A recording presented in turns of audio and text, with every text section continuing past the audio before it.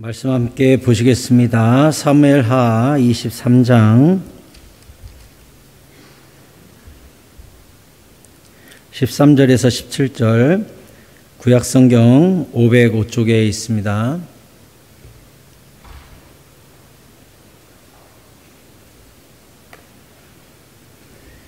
사무엘하 23장 13절에서 17절까지 찾으셨으면 저랑 한 구절씩 교독해 보도록 하겠습니다. 제가 13절을 먼저 읽고 교독하시겠습니다. 사무엘하 23장 13절에서 17절입니다. 또 30두목 중 세 사람이 곡식 벨 때에 아들람 굴에 내려가 다윗에게 나아갔는데 때에 블레셋 사람의 한 무리가 르바임 골짜기에 진쳤더라. 다윗은 산성에 있고 그때 블레셋 사람의 요새는 베들레헴에 있는지라. 다윗이 소원하여 이르되 베들레헴 성문 곁 우물물을 누가 내게 마시게 할까 하매 세 용사가 블레셋 사람의 진영을 돌파하고 지나가서 베들레헴 성문 곁 우물물을 길어가지고 다윗에게로 왔으나 다윗이 마시기를 기뻐하지 아니하고 그 물을 여호와께 부어드리며 같이 읽겠습니다. 이르되 여호와여 내가 나를 위하여 결단코 이런 일을 하지 아니하리이다. 이는 목숨을 걸고 갔던 사람들의 피가 아니니까 하고 마시기를 즐겨하지 아니하니라. 세 용사가 이런 일을 행하였더라. 아멘. 할렐루야. 오늘도 주님의 크신 은혜와 깨달음이 여러분과 함께 하시기를 축원합니다.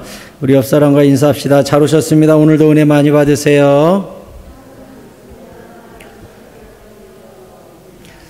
감사합니다.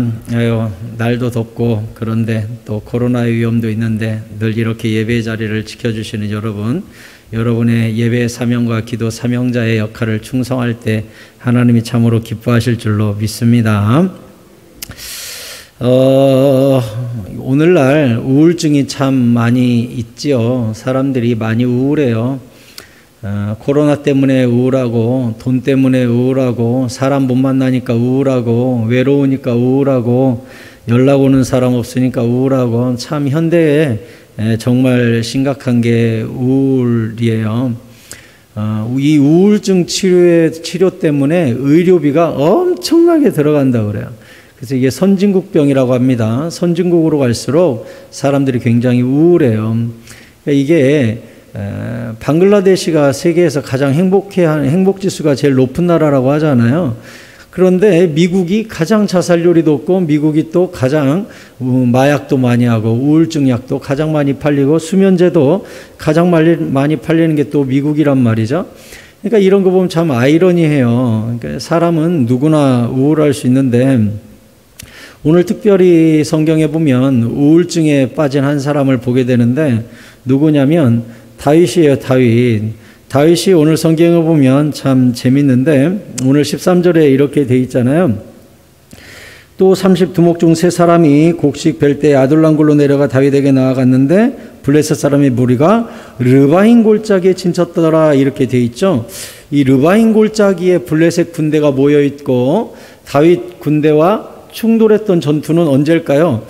사무엘하 5장에 보면 나와요. 사무엘하 5장 17절에 이스라엘이 다윗에게 기름을 부어 이스라엘 왕으로 삼았다함을 블레셋 사람들이 듣고 블레셋 사람들이 다윗을 찾으러 다 올라오매 다윗이 듣고 요새로 나아가니라. 18절 블레셋 사람들이 이미 이르러 르바임 골짜기에 가득한지라 이렇게 돼 있죠.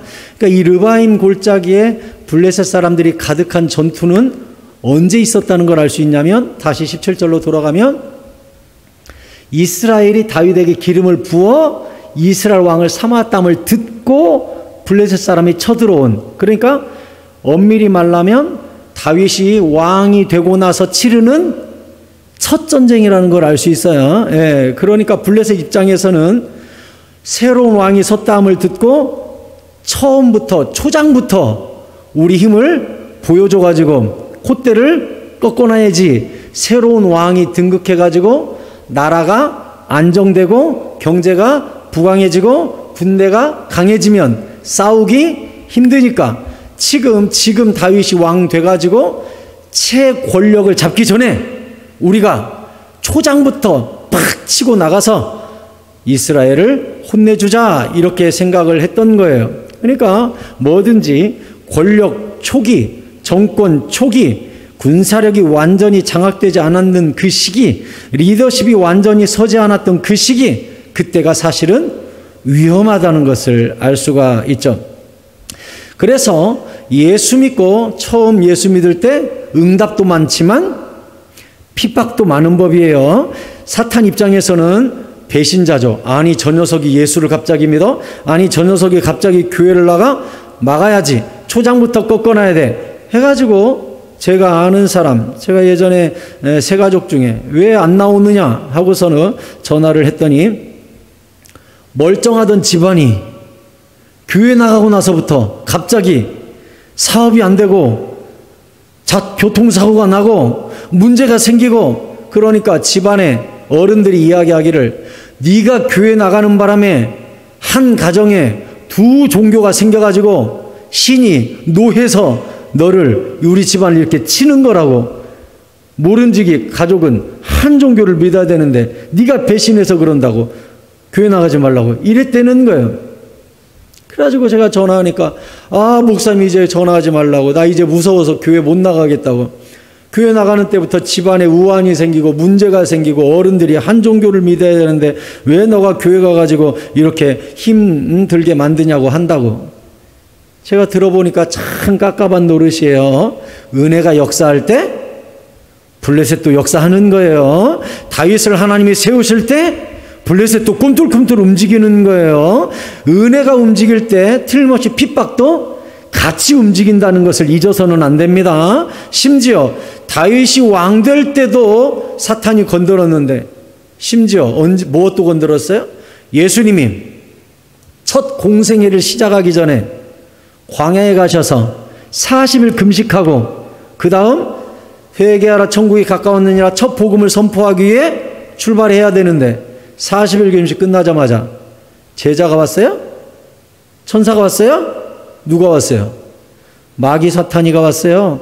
야, 돌들로 떡덩어리 만들어 먹어. 성전에서 뛰어내려. 나한테 절 한 번만 해봐. 예수님한테도 심지어 예수님이 이 땅에서 공생의 사역을 시작하려고 하니까 딱 나타나가지고 유혹하고 넘어뜨리려고 했던 게 이 사탄 마귀가 하는 짓이에요. 모든 주의 일에는 악한 사탄의 역사도 함께 간다는 걸 잊어서는 안 돼요. 그러니까 예수 믿자마자 시작되는 게 뭐냐면 영적 전쟁이 바로 시작되는 거예요. 이것을 잊지 마요. 사탄이 우는 사자와 같이 으르렁거리면서 안 빼앗기려고 그러지. 그래 그동안 고생 많았다. 교회 가서 잘 믿어. 사탄이가 빠이빠이 이럴 것 같아요? 이놈 자식 네가 예수를 믿어? 나와 함께 지옥 가야지? 하고서 물어뜯는 거예요. 근데 그것만 보고 어메무시라 교회 못 다니겠네 이러면 안 된다고요. 베드로전서 4장 12절에 사랑하는 자들아 너희를 연단하려고 오는 불시험을 이상한 일 당하는 것 같이 여기지 말고 그랬죠. 우리한테 시험이 왜 온대요? 우리를 연단하기 위해서요. 연단을 왜 하죠? 연단이 뭡니까? 대장장이가 쇳덩어리를 불에 넣어가지고 땡땡땡땡 두들긴 다음 다시 물에 넣고 식은 것을 다시 불에 넣어서 뻘겋게 달궈서 또 땡땡땡 때린 다음 또 물에 넣고 이것을 수십 번 왔다 갔다 해야 칼도 되고 낫도 되고 도끼도 되고 존귀한 무기가 되잖아요. 그러면 대장장이가 이 연단을 왜 해요? 이 쇳덩어리를 못 쓰게 만들려고? 내버리려고? 괴롭히려고? 그럼 이 쇳덩어리로 뭘 하려고요? 존귀한 도구를 만들려고 그러죠? 그러면 우리를 하나님이 왜 시험이 펄펄 끓는 쇳물에다가 이 풀무불에다가 넣었다 뺐다 뜨거웠다 차가웠다 왜 이렇게 우리를 갖다가 그냥 냉탕 온탕에다가 정신없이 달궜다가 식혔다가 그래요? 우리를 뭐 하려고? 그래요. 존귀하게 만들려고 그래요. 그럼 우리가 시험이 올 때마다 어떻게 해야 될까요? 아, 주님이 지금 나를 귀하게 불순물 제거해가지고 금반지도 만들고 다이아 목걸이도 만들고 나를 존귀하게 만들려고 하는구나. 시험이 올 때마다 그럼 우리는 어떻게 해야 될까요? 아이고 시험 좀 안 왔으면, 아이고 고난 좀 안 왔으면, 아이고 또 불에다 넣으시오, 아이고 또 물에다 넣으시오. 그래야겠어요? 우리는 알죠, 하나님의 의도를. 그러니까 어떻게 하래요? 이상히 여기지 말고 오히려 너희가 그리스도의 고난에 참여하는 것으로 즐거워하라. 할렐루야. 시험이 오거든 즐거워하시기 바랍니다. 왜? 우리가 귀해지는 과정이니까, 존귀해지는 과정이니까. 그럼 하나님 이렇게 존귀하게 만들어서 어디다가 쓰시려고 그러나요? 뒤에 써 있네요.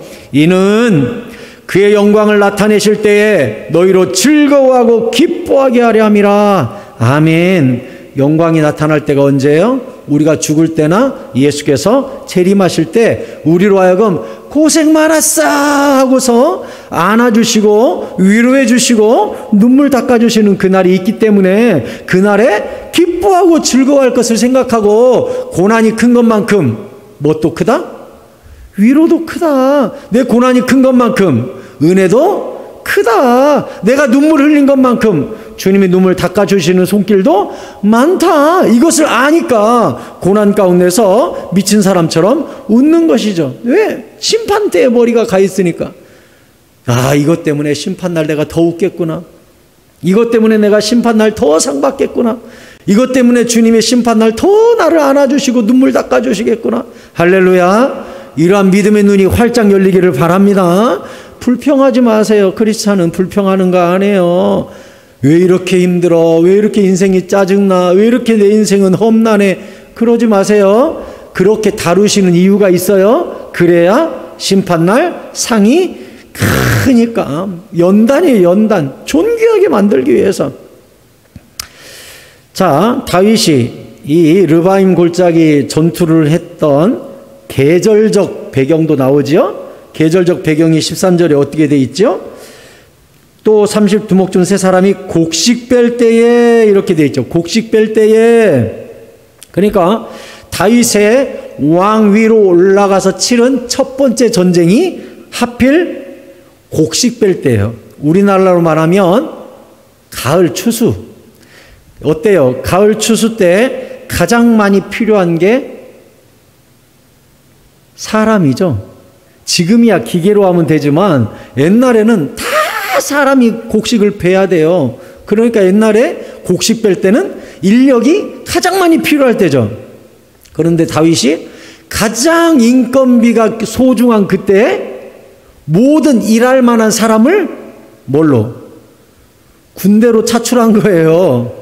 지금 이 사람들이 사실은 가서 농사 짓고 밀 베고 이렇게 곡식을 수확해 줘야 되는데 여자들 보고 그거 하라, 노인들 보고 그거 해라, 애들 보고 그거 해라 하고 20살에서 60살까지는 지금 군대로 다 징벌을 한 거예요. 전부 싸우자고 이렇게 데려간 거예요.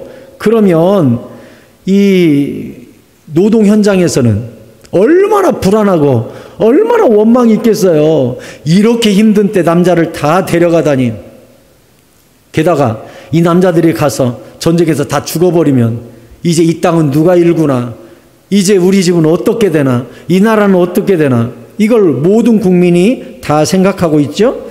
그것뿐이에요? 누구도 이걸 고민하고 있을까요?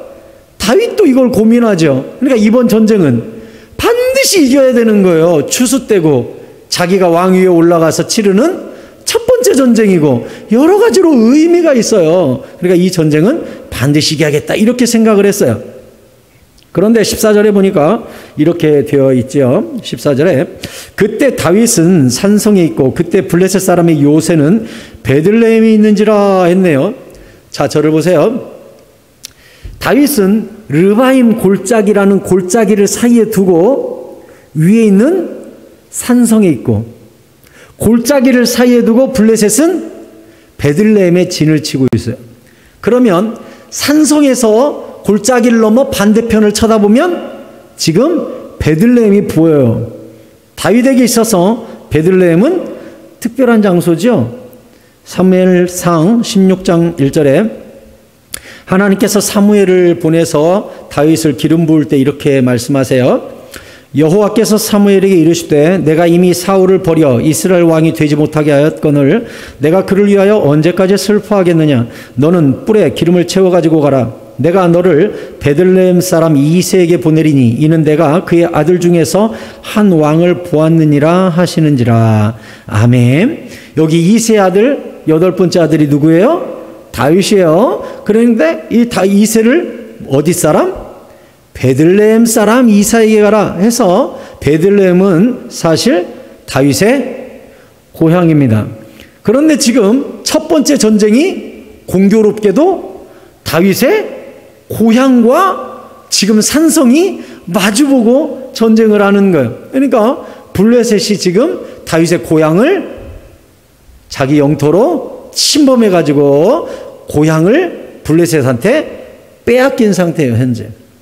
그런데 우리가 다윗이 왕이 된 직후까지 굉장히 도망다니는 삶을 살았다는 걸 우리가 알죠? 사울 왕이 엄청 쫓아다녔잖아요. 그러면 여러분이 사울이라면 다윗을 잡기 위해서 어디에 군사를 매복시킬 것 같아요? 당연히 고향입니다. 고향 아버지 근처에다가 군사를 숨겨놓으면 다윗이 언젠가는 아버지 인사하러 오겠죠. 그것을 다윗은 알고서 고향에 못 간 지가 오래됐습니다. 그래서 아둘람 굴에 있을 때 아버지가 베들레헴을 탈출해서 아둘람 굴에 있는 다윗에게 합류했다고 성경이 쓰고 있어요. 그러니까 고향은 부모도 다 떠나버렸어요.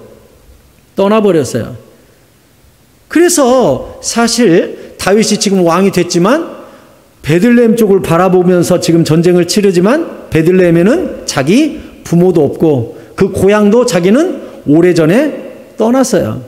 그러니까 고향 땅을 쳐다보니까 마음이 얼마나 쓸쓸해요. 고향 땅을 쳐다보니까. 제가 초등학교 6학년 때 고향을 떠났는데 중학교 3학년, 고등학교 1학년 이때 되니까 사춘기가 옵디다. 사춘기가 오니까 막 우울해지고 별거 아닌데 막 눈물이 나고 그때 무슨 생각이 나냐? 고향집에 가고 싶다. 이런 생각.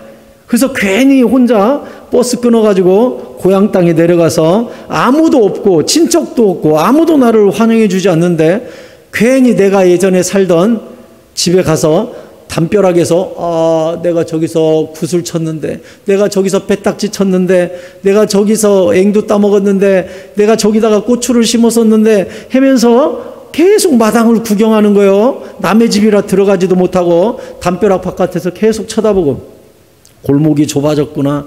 여기서 애들하고 숨바꼭질하고 놀았는데 쭉 돌아보고 내가 다니던 교회도 가보고 어머니 심부름하던 시장도 가보고 하고서는 무슨 마음을 먹냐? 내가 열심히 살아서 언젠가 이 고향에 빼앗긴 내 집을 다시 찾아야지. 막 이런 생각을 하면서 다시 터미널 가서 빵 하나 사 먹고 도시로 올라오고 가끔 그랬어요. 고향은 어떻게 보면 우리에게 힘을 주는 곳이고 평생 그리운 곳이잖아요. 옛날 가곡들 보면 또 동요 보면 고향에 관한 노래가 참 많았어요. 요즘은 그런 게 별로 없죠. 옛날에는 고향을 다 떠났거든요. 다 떠나니까 고향 노래가 참 많았어요. 내 고향 남쪽 바다, 고향 내 고향. 노래들이 참 고향 노래가 많았죠. 다윗은 지금 우울증에다가 향수병이 걸려 있습니다. 굉장히 이 베들레헴 쪽을 쳐다보니까 자기 꼬마 시절이 슉 생각나는 거예요. 근데 뭐가 생각난 줄 알아요? 다윗이 지금 르바임 골짜기 사이에 두고 베들레헴 쪽을 바라보다가 뭐가 생각났냐? 15절에 다윗이 소원하여 이르되 베들레헴 성문 곁 우물물을 누가 내게 마시게 할까? 다윗이 이런 거예요.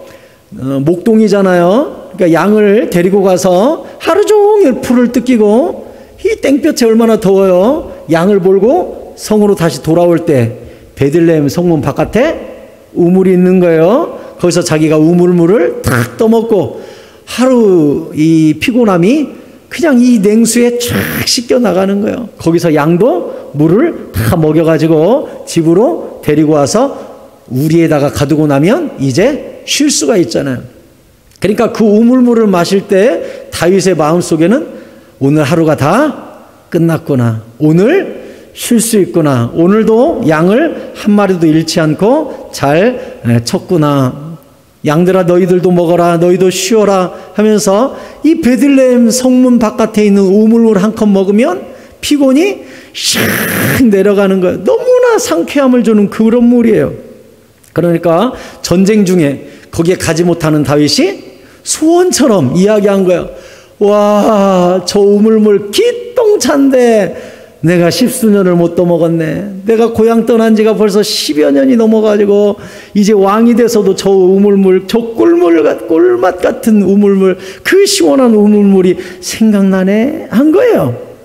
여러분도 그런 음식 있어요? 어떤 음식 먹으면 힘이 탁 나는 음식 있어요? 머리 힘 빠질 때 그냥 그거 먹으면 딱 좋겠네 이런 거? 우리 저 중고등학교 시절에는 유학 다녀오는 사람이 참 드물었잖아요. 30여 년 전에는. 그러면 사람들이 미국으로 유학을 가면 제일 먹고 싶은 게 뭐게요? 김치. 김치가 얼마나 먹고 싶어요. 그러니까 한국에다가 김치 좀 보내달라. 그러면 이게 비행기에서 터지는 거예요. 이게 기압 차이가 올라가면 저 하늘에서 터지는 거예요. 그러니 국제 운송이 비행기는 이 김치는 금지 품목이 된 거죠. 그러니까 김치를 도무지 먹을래야 먹을 수가 없으니까 이제 한국에 있는 어머니들이 어떻게 보내기 시작했냐면 땡땡 얼려요, 이걸. 땡땡 얼려가지고 이 비닐 압축팩에 막 압축해가지고 이걸 또 이 뚜껑 이렇게 딱딱 채우는 그 김치통 있잖아요. 거기다가 또 넣고 그 안에다가 막 드라이 아이스 채워가지고 이제 국제 탁송으로 보내는 거예요. 제가 이제 대학원 다닐 때 교수님 한 분이 유학할 때 김치가 너무 먹고 싶어서 어머니한테 김치 좀 보내달라 그랬더니 어머니가 그렇게 보냈대요. 비 땡땡 얼려가지고 그렇게 해가지고 보냈대요. 근데 도착할 때까지 비행기에서 터지면 어떡하나, 또 이게 이 식품류라고 해가지고 압류되면 어떡하나 막 별 생각을 다 했대요. 그래서 공항까지 가서 받았는데 다행히 받았답니다. 이 김치 땡땡 온 걸. 그래가지고 집에 가지고 왔는데 학교 기숙사에 자기가 살고 있을 때라 이 김치를 어디다 놔요. 그래서 기숙사 건물 뒤에 응달진 곳 땅을 파가지고 거기다가 김치를 묻었대요. 그래가지고 너무나 김치가 먹고 싶으니까 밤에 몰래 나가가지고 땅 파갖고 거기서 김치를 혼자 김치를 그렇게 먹었는데 같은 방 룸메이트가 밤마다 어딜 나가니까 이 친구가 어딜 가냐. 그리고 미행을 했다는 거예요. 밤에 몰래 미행을 했는데 갑자기 삽을 두고 땅을 파더니 시뻘건 것을 막 먹으니까 신고했답니다. 시체 파먹는다고. 뭔가 묻어놓고 시뻘건 걸 먹는다고 이상한 냄새가 나는 게 있는데 파서 먹는다고 신고를 했대요. 그래서 교수님이 잡혀갔답니다. 그래서 기숙사 이 원장이랑 불러가지고 뭐 하는 거냐, 갖고 와봐라. 그래서 갖고 와서 뚜껑을 여니까 이 신김치 냄새가 전부 다 코를 막고 그게 뭐냐고 막 그랬대요. 당장 내버리라고. 그런데 교수님이 그걸 끌어안고 막 울었대요. 이거 버리면 안 돼요. 그래서 울었대요. 어머니가 보내주신 김치다고. 그 당시는 미국이 김치라는 걸 잘 모르죠. 지금은 김치가 완전 식품으로 미국에서도 엄청 많이 먹지만 그때는 김치가 생소하고 이 젓갈 냄새 뭐 지독하니까 당장 내버리라 그랬는데 끌어안고 막 울었대요. 그러면서 교수님이 뭐라고 하는 거니? 자기는 광야의 이스라엘 백성을 100% 이해를 한대요. 민수기 11장 4절에 보면 그들 중에 섞여 사는 다른 인종들이 탐욕을 품음에 이스라엘 자손도 다시 울며 이르되 누가 우리에게 고기를 주어 먹게 하랴. 우리가 애굽에 있을 때는 값없이 생선과 오이와 참외와 부추와 파와 마늘을 먹은 것이 생각나거늘 이제는 우리의 기력이 다하여 이 만나 외에 보이는 것이 아무것도 없도다 하니 만나는 가시와 같고 모양은 진주와 같은 것이라 했어요. 교수님이 이 부분 설교하면서 자기는 이스라엘 백성이 너무나 이해가 된대. 김치 생각나서 자기가 펑펑 울었다고 그래요. 다윗은 지금 김치가 아니라 베들레헴 우물물 생각하니까 막 가슴이 미어지는 거예요. 옛날 생각나고 부모님 생각나고 양치던 시절 생각나고 그 하루의 피곤을 싹 씻어주던 그 이온 음료보다도 맛있는 그 우물물이 딱 생각나니까 누가 저 우물물 좀 떠왔으면 한 거예요. 근데 이 소리를 누가 옆에서 들은 거예요. 전쟁 중이라 장수들이 옆에 있었을 거 아니에요. 그 옆에 세 장수가 있었는데 18절 20절 보면 아비새 브나야 그리고 한 사람의 이름은 나오지 않아요. 아비새와 브나야와 이름이 나오지 않는 그 한 사람이 이 세 사람이 그 소리를 딱 들었어요. 그 중에 한 사람이 들었겠죠? 그러니까 이 세 용사가 서로 굉장히 친했던 것 같아요. 그래서 아비새와 브나야와 이름이 나오지 않는 한 장수가 셋이 딱 모여가지고 야 우리 임금께서 우물물이 먹고 싶댄다. 우리 한번 뜨러 갈래? 한 거예요. 누군가가. 그랬더니 이 세 사람이 뜨러 가자 해가지고 이 세 사람이 무기를 들고 블레셋 진영을 치고 들어갔습니다. 16절 세 용사가 블레셋 사람의 진영을 돌파하고 지나가서 베들레헴 성문 곁 우물물을 길어가지고 다윗에게로 돌아왔습니다. 참 이것은 굉장히 무모해 보이죠. 무모해 보입니다.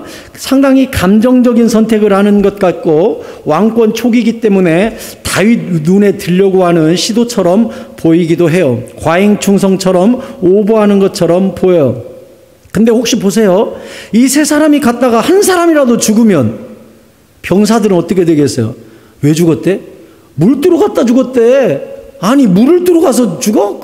누가 시켰대? 아니 다윗이 그 물이 먹고 싶었대네. 아니 지가 물 먹고 싶다고 여기 물이나 거기 물이나 똑같이 그 물 뜨러 장수를 보내가지고 장수가 죽게? 이런 인정머리 없는 왕 같으니라고. 이렇게 될 수도 있는 거예요. 한 사람이라도 죽어버리면 굉장히 위험한 도박처럼 보이잖아요. 하지만 이 장군들도 알고 있었을 거예요. 가다가 우리 하나라도 죽어버리면 큰일 날 거다 했을 거예요. 그런데 이들은 다윗의 한숨 소리를 모른 척하지 않고 리더를 위하여 왕을 위하여 목숨을 걸었고 그들은 실력에도 자신이 있었습니다. 그리고 물을 떠가지고 실제로 돌아왔어요. 여러분, 그러면 결과적으로 이 일이 굉장히 오버한 무모한 짓이었을까요? 자, 저를 보세요. 우리가 블레셋 군대라고 생각하십시다. 갑자기 어떤 세 사람이 무기를 들고 우와 하고 뚫고 들어오더니 사정없이 사람을 죽여요. 그리고 막 진영 안으로 들어와요. 저 인간 뭐야? 막 진영 안으로 들어오더니 물 떠가지고 다시 가요. 블레셋 입장에서는 아이 저런 미친놈들이 있나? 여기까지 세 놈 다 목숨 걸고 들어와서 물 한 바가지 퍼갖고 가? 저런 미친놈 아니야? 나중에 자기네들끼리 얘기했겠죠. 왜 그랬대? 왜 그랬대? 소문이 나는 거예요. 임금이 이 물을 먹어야 되겠대. 그래서 저 사람이 목숨 걸고 와서 떠갔대네. 그러면 블레셋은 무슨 생각을 했을까요? 와, 다윗 옆에는 다윗 물 한 바가지를 위해 목숨 던지는 인간들이 있구나. 큰일 났다. 이 전쟁이 힘들겠다. 다윗 옆에는 물 먹고 싶다고 하면 목숨 걸고 와서 물 뜨고 가는 사람들이 있구나. 큰일 났네. 그러면 아군 입장에서는 갑자기 세 사람이 나오더니 와 하고 가더니 물 떠갖고 딱 와요. 야 금방 무슨 일이 있었대? 우리 장군들이 왜 갔대? 임금 물들으러 갔댄다. 뭐야? 다윗 왕을 위해 그렇게 목숨을 던져가지고 실제로 떠오른 사람이 있어? 우리도 그렇게 해야 되겠구나. 사기가 달라지는, 완전 사기가 달라지는 거예요. 이 용사들은 오직 다윗 왕에게 집중하고 오직 우물물에만 집중하여 목숨을 걸고 나아갔습니다. 그리고 다윗을 위하여 목숨을 걸고 우물물을 떠가지고 왔습니다. 그리고 이것은 양쪽 군대에 사기를 바꿔놓습니다. 블레셋 입장에서는 와, 저런 임금한테 미쳐버린 장수들이 있구나. 이쪽에서는 우리 장수가 이런 장수야. 완전히 달라지는 것이죠. 여러분, 설교가 무엇이라고 생각하십니까? 저는 설교를 이렇게 생각합니다. 하나님의 한숨 소리를 전하는 일이라고. 다윗이 저 우물물 좀 떠왔으면, 저 우물물 좀 먹고 누가 좀 한 바가지 가져다 줬으면, 그 말을 전하는 사람, 그게 저는 설교자라고 생각합니다.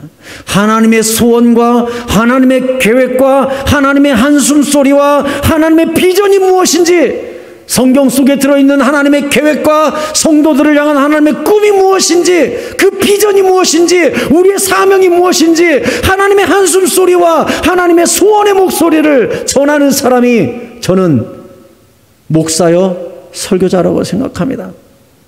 그러면 성도 여러분, 여러분은 그 음성을 듣고 어떻게 해야 되겠습니까?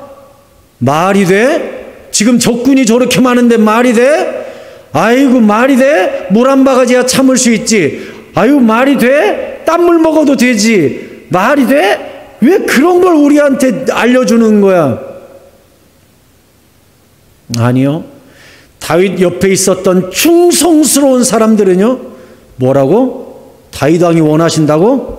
가자. 우리도 마찬가지야. 설교를 들을 때마다 여러분 마음속에서 주여 내가 베들레헴 우물물을 뚫어 가겠나이다 하는 결심과 용기가 솟아나기를 축원합니다. 그게 설교 듣는 자, 용사의 심장을 가진 자의 자세입니다. 여러분, 용사의 심장을 갖고 다윗을 사랑하고 예수님을 사랑하고 우리를 창조하시고 우리를 위하여 예수 그리스도를 십자가에 죽이신 여호와 하나님의 심장을 깨닫는 사람이라면 주여 내가 여기 있나이다, 나를 보내소서. 이사야 6장 8절에 뭐라 그랬습니까? 다윗의 한숨처럼 하나님의 한숨 소리를 듣고 나서 이사야가 뭐라 그랬습니까? 같이 읽겠습니다. 내가 또 주의 목소리를 들으니 주께서 이르시되 내가 누구를 보내며 누가 우리를 위하여 갈꼬. 그때 내가 이르되 내가 여기 있나이다, 나를 보내소서 하였더니 아멘. 여러분, 하나님의 소원의 목소리, 하나님의 탄식의 목소리가 들리시기를 축원합니다. 그 음성을 듣고 주여 내가 여기 있나이다, 나를 보내소서, 베들레헴을 향하여 무기를 들고 전진하는 용기 있는 주의 백성들이 다 되시기를 축원합니다. 오늘날 교회가 후퇴하고 예배가 후퇴하고 크리스찬들이 욕을 먹고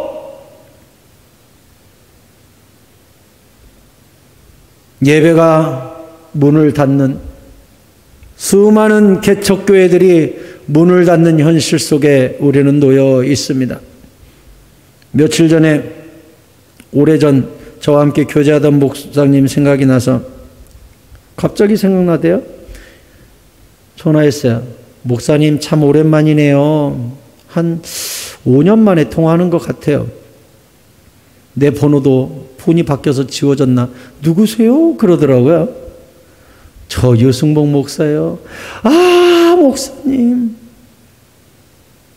제가 어떻게 지내십니까? 그랬더니 아, 목사님 저 의정부에다가 교회 개척했어요. 요즘 같은 시대에 개척을 했어요. 얼마나 됐어요? 1년 정도 됐어요. 아, 그래요. 고생 많으시네요. 그러면 어떻게 성도랑 어떻게 교회 건물이랑 어떻게 지내요? 목사님, 성도는 한 명도 없고요. 주중에 저 보험해요. 보험에서 가게세 이렇게 건물세 내고 수도세 내고 전기세 내고 또 저도 먹고 살고 아직 성도는 한 명도 없어요. 아유, 목사님 고생 많으시네요. 어느 시대라고 개척을 하셨어요. 하나님 이끄시면 해야죠. 제가 기도하겠습니다 하고서 전화를 끊었는데 마음이 깝깝합니다. 왜냐하면 우리 노예에서도 벌써 교회 문 닫은 교회가 있거든요. 벌써 마음이 개척이 그렇게 쉬운 게 아니라는 걸 아니까 마음이 너무 아프더라고요. 교회가 이렇게 후퇴하고 예배당 문이 닫히고 오늘도 제가 친한 목사님 통화했어요. 목사님, 그 교회는 성도가 이제 한 400명 모이는 그래도 제법 큰 교회단 말이에요. 그래서 교회 어때요? 목사님, 우리는 주일 오후 예배 한 달에 한 번 드려요. 그동안 매주 드리던 오후 예배를 이제는 한 달에 딱 한 번밖에 안 드리는데 그나마도 성도들이 다 없어져가지고 몇 명 드리지도 않는데요. 그래서 내가 목사님 큰일 났습니다. 코로나가 끝난 다음에도 예전의 교회의 모습을 회복하기가 너무 어려울 것 같아요. 제가 이렇게 얘기했어요. 그랬더니 그분이 목사님, 저는 그렇게 생각하지 않아요. 이미 옛 시대는 회복할 수 없다고 생각해요. 성도들도 이제 이게 익숙해져 가지고 주일 오후 예배 드리는 것 자체를 이상하게 생각할 만큼 1년 넘으니까 전부 다 예배로부터 멀어지고 그게 익숙해져 버린 것이 너무나 자기는 걱정이 된다고 그러더라고요. 전화 끊고 나서 저 목양실에서 막 씩씩거렸어요. 막 주먹 쥐고 앉을 수가 없어서 막 왔다 갔다 했어요. 막 방을 뺑뺑뺑뺑 도는 거예요. 그냥 막 미친 사람처럼. 하나님, 이건 아니잖아요. 이건 아니잖아요. 이건 아니잖아요. 예전으로 못 돌아간다고요? 저는 그렇게 생각하지 않습니다. 하나님, 우리 교회는 그런 교회 아니죠? 제가 막 뺑뺑뺑 돌면서 분해가지고 막 속상해가지고 하나님, 이건 아닙니다. 아닙니다. 다시 한번 우리 교회에 성령을 부어주시고 우리 성도들의 마음을 뒤집어 주시고 예배드리고 싶어 미칠 것 같은 불덩어리가 되게 해주세요. 저부터가 불타오르게 해주세요 하면서 막 앉을 수가 없어요. 막 뺑뺑뺑뺑 돌아요. 하나님, 이건 아니에요. 이건 아니에요. 미쳐버릴 것 같아요, 저는. 여러분, 주님의 탄식 소리를 들으셔야 돼요. 누가 베들레헴 물을 떠다가 나를 시원하게 해줄 것인가? 잠언 25장 13절이 뭐라 그랬습니까? 같이 읽겠습니다. 시작. 충성된 사자는 그를 보낸 이에게 마치 추수하는 날의 얼음 냉수 같아서 능히 그 주인의 마음을 시원하게 하느니라. 아멘, 아멘. 저는요, 종종 제 마음이 추수날 얼음 냉수와 같이 시원해지게 만드는 우리 성도님들을 종종 봅니다. 우리 교회에서도 봐요. 저분은 참 나한테 얼음 냉수 같은 분이다. 정말 내 답답한 마음을 뻥 뚫어주시는 분이다. 저런 분만 우리 교회에 가득하다면 우리 교회에 소망이 있다라고 생각하는 내 속에서 저분은 나에게 있어서 얼음 냉수야 라고 생각하고 있는 분들이 계십니다. 계셔요. 그리고 저 또한 하나님께 주여, 여기 다윗 왕의 탄식 소리를 듣고 목숨 걸고 달려가가지고 우물물 떠가지고 온 새 용사의 심장을 나에게도 주셔서 내가 주님께 추수날 얼음 냉수와 같은 충성스러운 종이 되게 하여 주시옵소서.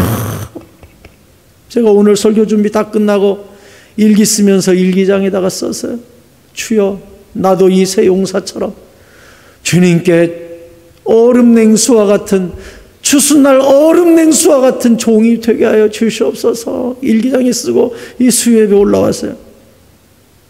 그리고 저도 여러분들에게 말씀드립니다. 강단 위에서 선포되는 예수 그리스도의 탄식 소리, 세상을 향한 하나님의 심장 소리, 성경 속에 들어있는 하나님의 비전의 음성들 듣고 남의 이야기라고 생각하지 마시고 외면하지 마시고 주여 나를 보내소서, 내가 베들레헴 우물물을 뜨러 가겠나이다, 내가 이 여긴나이다, 나를 보내소서 하는 얼음 냉수와 같은 충성스러운 종들이 다 되시기를 바랍니다. 바라기는 주께서 여러분의 귀를 활짝 열어주셔서 어디에서나 하나님의 한숨 소리를 듣게 되기를 바랍니다. 그리고 반응할 수 있게 되기를 바랍니다. 주님의 마음을 시원케 드리는 충성스러운 종들이 다 되시기를 바랍니다. 다윗은 와, 이 물 얼마만이냐, 15년 만이네, 벌컥벌컥 마셨을까요? 16절에 세 용사가 블레셋 사람의 진영을 돌파하고 지나가서 베들레헴 성문 곁 우물물을 길어가지고 다윗에게로 왔으나 다윗이 마시기를 기뻐하지 아니하고 그 물을 여호와께 부어드리며 이르되 여호와여, 내가 나를 위하여 결단코 이런 일을 하지 아니하리이다. 이는 목숨을 걸고 갔던 사람들의 피가 아니니까 하고 마시기를 즐겨하지 아니하니라. 아멘. 다윗이요, 안 마셨어요. 10몇 년 만에 만나는 그 베들레헴 얼음 냉수와 같은 그 갈급한 물을요 못 마시겠는 거예요. 다윗이 눈물이 나는 거예요. 아니, 내 곁에 이런 장수들이 있었구나. 내가 물 먹고 싶다는 말 한마디 했을 뿐인데 목숨을 걸고 떠온 사람들이 있었구나. 내가 이 물을 어떻게 마시는, 이 사람들이 목숨 걸고 떠온 이 물은 물이 아니라 피다, 피 해가지고 이걸 하나님께 부어드렸다는 거야. 이 세 용사의 충성이 무엇이 된 거예요? 하나님 앞에 예물이 된 거예요. 제사가 된 거예요. 하나님의 것이 된 거예요.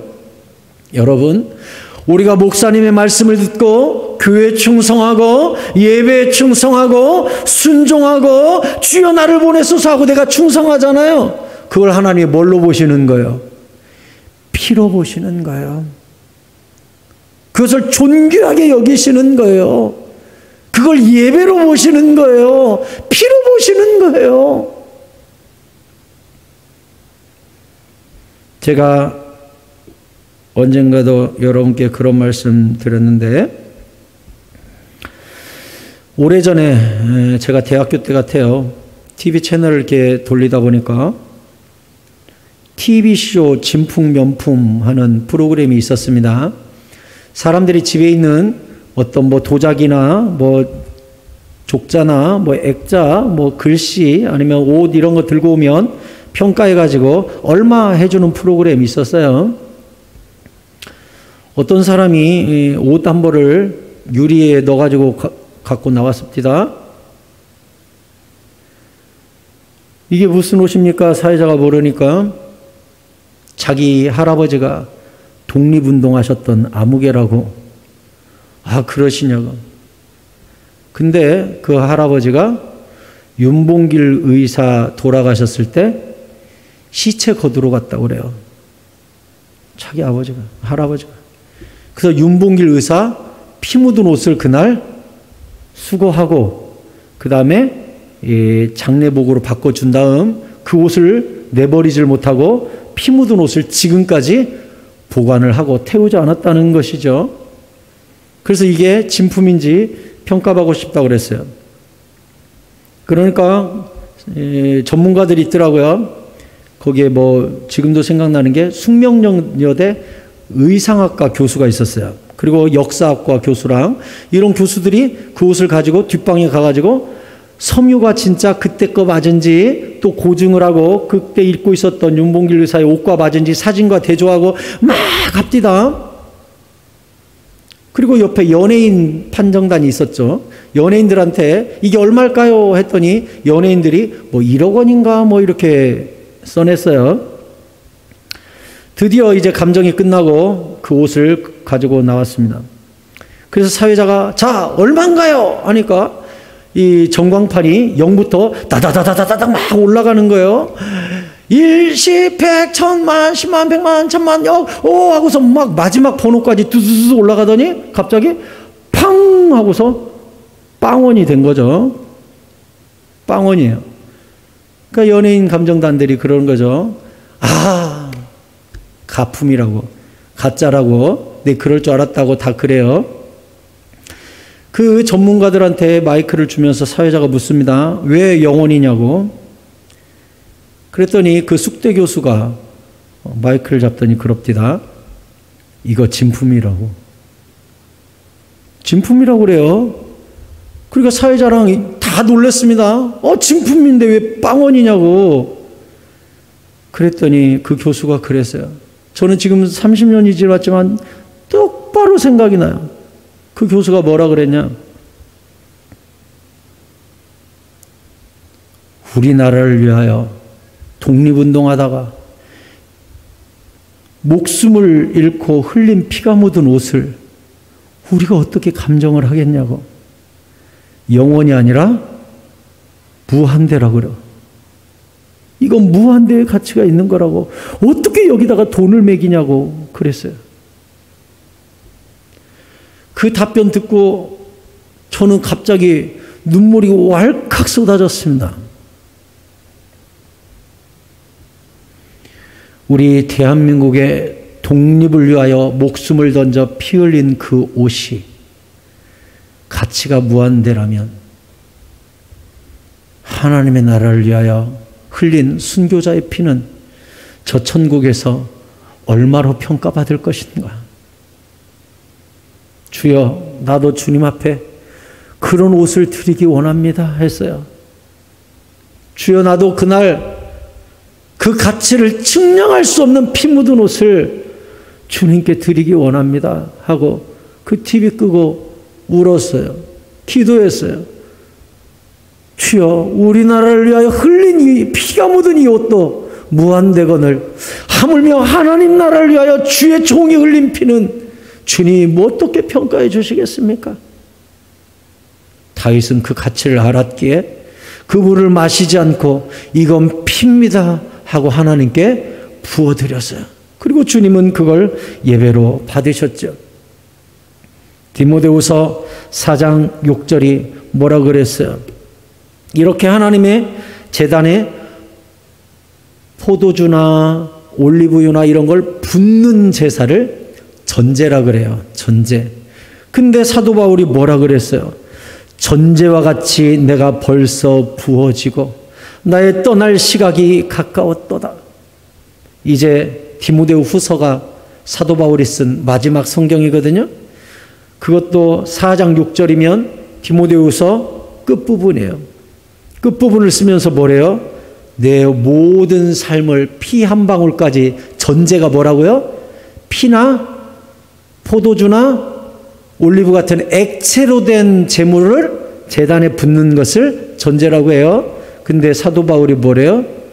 내 마지막 핏방울 하나까지 전제로 벌써 하나님 제단에 내가 다 부어줬기 때문에 이제는 내가 떠날 시각이 가까이 왔다. 나 일생을 다 한 방울도 남김없이 주님 제단에 부었다. 나 이제 죽을 날이 가까이 왔다. 디모데야, 나는 선한 싸움을 싸우고 나의 달려갈 길을 마치고 믿음을 지켰으니 이제후로는 나를 위하여 의의 면류관이 예비되었으므로 주 곧 의로우신 재판장이 그날이 내게 주실 것이며 내게만 아니라 주의 나타나심을 사모하는 모든 자에게도니라. 아멘. 사도 바울이 나는 내 인생 마지막 핏방울 한 방울까지 주님의 제단 앞에 쏟았다.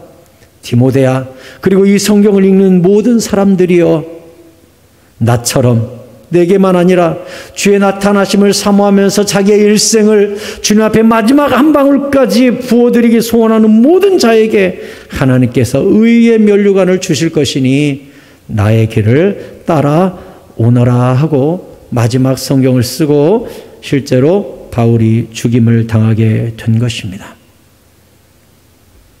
사랑하는 성도 여러분, 기독교가 후퇴하고 교회가 후퇴하고 성도들의 믿음이 후퇴하고 교회의 불이 꺼져가고 기도의 불이 꺼져가고 예배가 소홀히 되는 이때에 우리 여호와 하나님이 이 시대와 우리 교회와 한국교회를 향하여 주의 성도들을 향하여 한숨을 쉬며 말씀하시기를, 누가 나를 위하여 베들레헴 물을 들어갈고 누가 내 속을 시원하게 하는 예배를 올릴 것이며 누가 나의 소원을 위하여 달려가는 충성을 바칠 것이며 누가 기도로 깨어 이 시대를 짊어질 것이냐.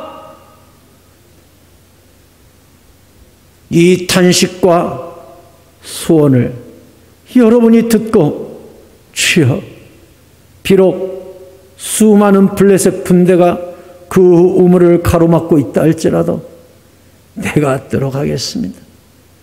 내가 들어가겠습니다. 그게 왕 되신 주님의 기쁨이라면 내가 들어가겠습니다. 내가 그 예배자 되겠습니다. 내가 주님이 찾는 그 기도자, 그 한 사람 내가 되겠습니다. 여러분의 고백, 우리 교회의 고백, 저의 고백, 한국교회의 고백 될 수 있기를 간절히 축원합니다.